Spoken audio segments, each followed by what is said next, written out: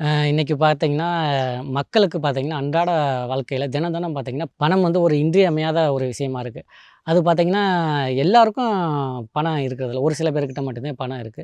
ஒரு சில பேருக்கு அந்த குடும்ப கஷ்டத்த உடனே எனக்கு இந்த பணம் கிடைச்சா, இப்பவே என்னால இந்த கஷ்டத்த போக்கிக்க முடியும். அப்படின்னு அந்த உடனடி தேவைகள் அப்படிங்கிறதுக்கு என்ன பண்றது?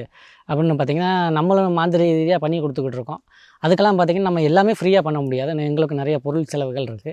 அதனால் நீங்களே அதெல்லாம் எப்படி எளிமையான முறையில நீங்களே எப்படி பண்ணிக்கிறது அப்படிங்கிறத நான் உங்களுக்கு இன்றைக்கி சொல்லி காமிக்க போகிறேன். இது பார்த்தீங்கன்னா, செந்நாய் உருவி. இது எல்லாருக்கும் தெரிஞ்சது தான்.